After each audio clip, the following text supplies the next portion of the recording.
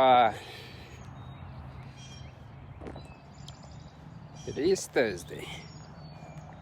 No, Wednesday, shall I say. I'm sorry. Wednesday, I should remember that. Just listening to these birds early this morning.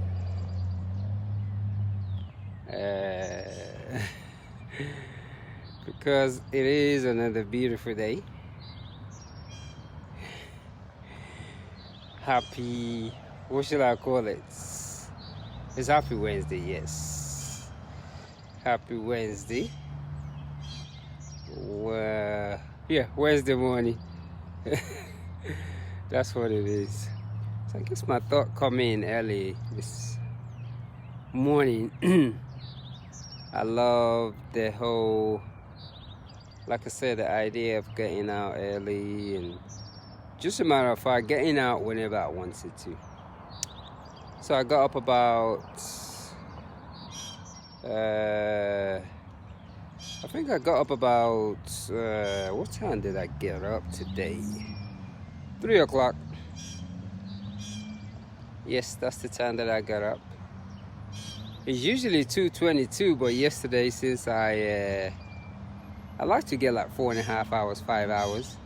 So yesterday was one of those days I thought I probably need my 5 hours. So it was from 10 o'clock to 3 o'clock in the morning, and right after that I began the yoga. Actually the reading, then the yoga. No, the reading, then my first set of meditation, then the yoga, and just get the day started, really. So that's what I've just been doing.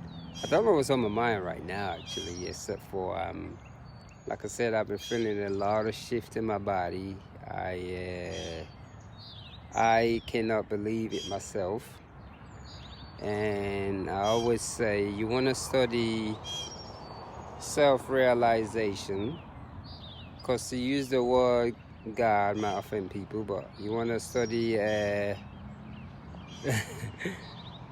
self-realization, study yoga.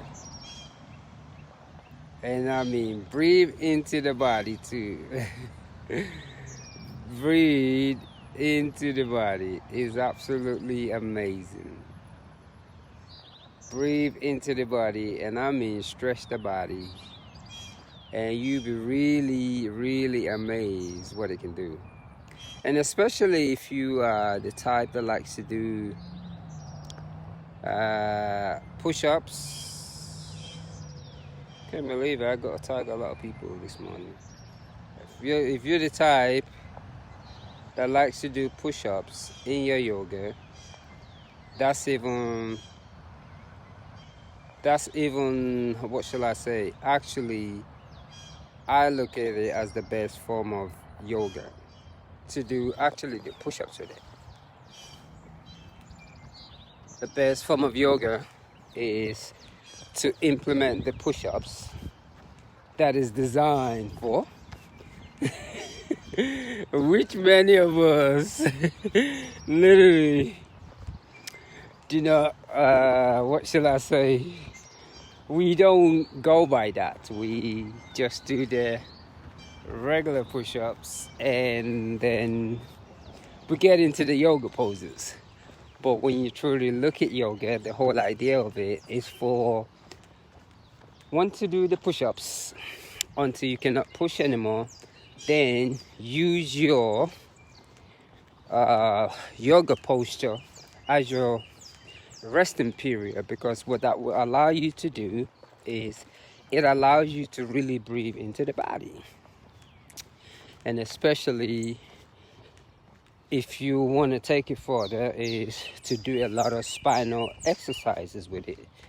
It is really funny how everything really started from that spine, call it the chakras and all those things. But once you begin to implement those things in your journey early in the mornings, and I mean, there's two types of yogas. There's the one that you do, and you carry your mat, you go in the classes. But to truly study yoga requires getting up early and having one's own practice. If it's just an hour in the morning while you do the push-ups and put another half an hour meditation in it. And I know people will say, oh, I don't have enough time. Oh, da da da da da.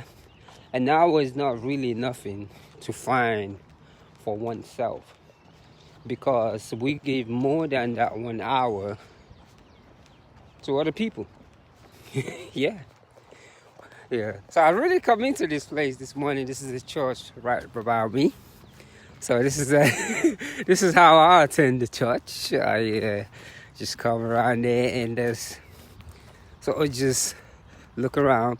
So it's supposed to rain here, but for some reason I'm still getting lucky.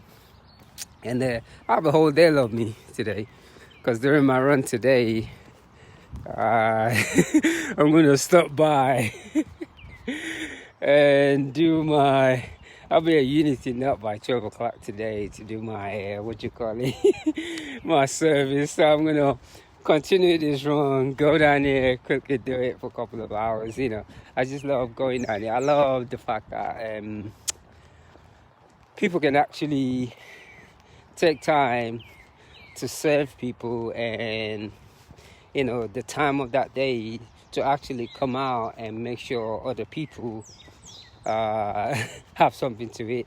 I truly think that's very unique, and those type of things I like to be part of. So I just run everywhere these days, like literally just run everywhere, and I will stop there. If it's 2 hours, I'll spend the 2 hours, then I finish and I continue running. So that's what I've been doing. So it's just been making, and it's also a really, really nice training, because what it does, especially when you're running those long 100 miles, you have to learn how to be able to stop and continue to run. Because a lot of runners, once they stop during their running, they can't even move anymore. They can't even move anymore. So yes, so those are the things right there that I'm going to do today. So the daylight is about to start breaking out. I truly love that color when the day is actually coming out, and it's changing every second, and it just makes it makes one realize that every single second is a history in the making, because the daylight just continues to brighten and brighten and brighten, and it's just really, to me, that is a miracle. So this is where I'm at this morning. I don't need to go into the building to say my prayer, so I just feel like doing this morning. So this is what I did. So, and there are days I'll go to like different ponds and just run around it and embrace it. And especially the art on this thing right here is really unique. On top of that, art is very, very unique, an amazing symbol. And I look at all of it as just the same way I would look at my own African traditional concept of things, the way things are gathered together. And I think once we begin to open all our minds and see things from an anti-bias entity, we understand who we truly are more than we realize. So I always say this: you want to truly study yourself, study yoga, learn how to meditate. Because in all this religion, from every religion, they all believe in a certain power, including science. And that same science is what we use, how we're even able to create these things like our computers, light. So it's just that energy. And separating from it is absolutely impossible. Because like this light right here, energy, everything else is all connected. It's all connected, and to actually want to deny it is absolutely, I'll call it gorgeous, because you can't really say anything negative about it, but I call it in a way the gorgeous illusion. Because we fight so much over different things, and especially when we don't understand it. And it just makes you laugh a lot. Like for me, I truly think part of that spirituality that most people tend to talk about is part of it is physical exercise, like the walking, the jogging, anything that you could do. It's just so amazing. Just me watching a ballerina, the way they actually move their whole body, to me is a miracle. Just watching basketball, I don't care, and mind you, I played professional soccer. That's what I started playing, but they just something about basketball, the way they dribble the ball. I just love it. Those skills, I wish, I really admire it, because I realized, wow, once you've done something passionately, you truly understand everything else. You're not jealous of what you don't understand anymore. So basketball, I also like the way footballers can run that fast with a helmet.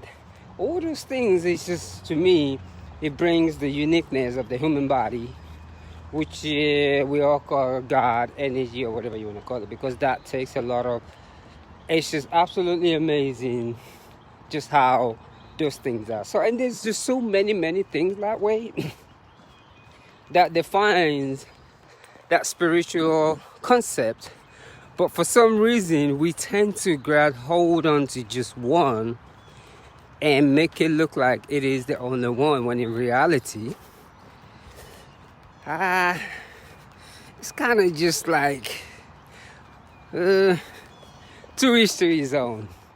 So yes, this morning, and of course when I'm talking like this, I don't think about what I'm going to say. I just started saying it. I like the way that bird is just making that noise.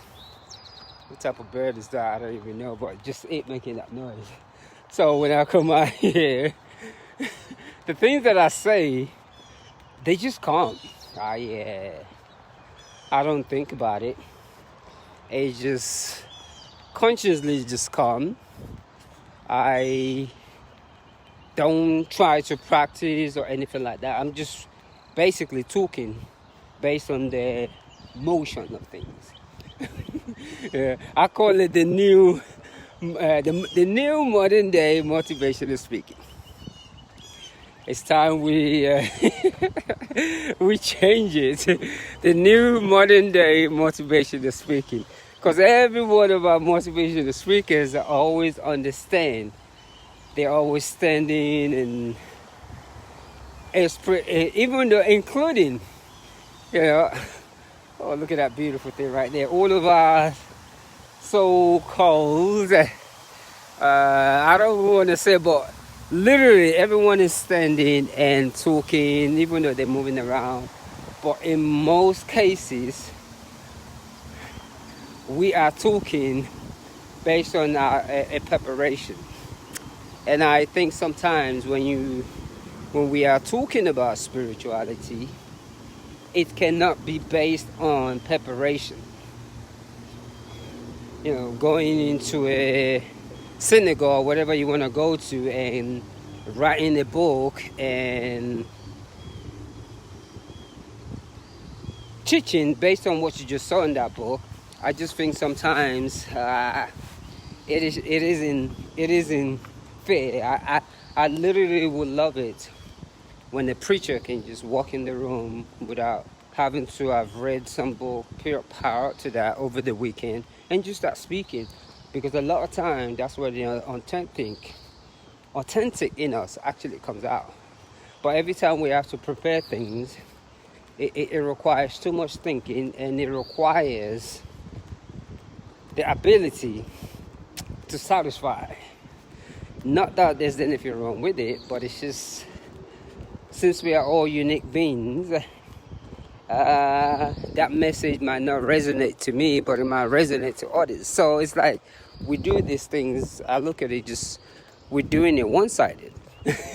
So today is two-sided, means stop coming with a book. If we want to hear lectures, we go to classroom. You know, that's what we have schools for. But as spiritual synagogues, it's time that we stop all that, you know, writing stuff down, reading a book, and using the exam. Just speak. Because if a spiritual leader actually reads every day by himself, they don't need no preparation on all that. And that's what I see most people do. They have to prepare. What can I talk about today? And to me, it's just like, you know, because when you truly look at it, speaking unconsciously means you're speaking from the heart. Because you're just speaking, you're not preparing things, you're just speaking based on your normal self. But the preparation is you trying to teach. So teaching is good, but I also think religious leaders, should I say, should encourage people to even read more, because most people don't even read, and they will argue to the blink too. That's another thing right there. Most people do not read, but they will argue, you know, just because they go into that building. That's another thing that really cracks me up. They never read it, but the fact that they go into that building, they will argue. So these are the things right there. So like this morning, as I begin to look at this, the daylight is actually breaking right now. It's actually coming out. And I'm going to go ahead and focus on this run. The fourth set of it. So because I break this thing down into 2 sets right now where, you know, if I have to do something. So, but I just love the whole movement thing. I'm very relaxed right now. You know, but it is all because of those meditation, the push-ups, and the yoga. There's been a serious talk that people always talk about. Running jacks with your body, running does this to your body. And it's because of non-runners they want to find an excuse not to run so much. But your body is actually designed to do those things.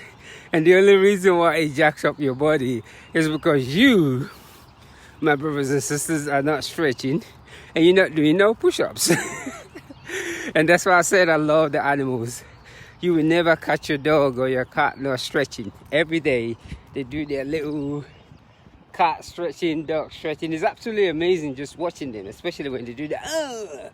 Absolutely amazing. So yes, this is me this morning, Wednesday. Let me track along to my Wednesday morning job in a little bit. And let me slow down here. It's Wednesday right here. Let me turn this thing off. That way I can continue my real running. And yeah. It's about to get hot.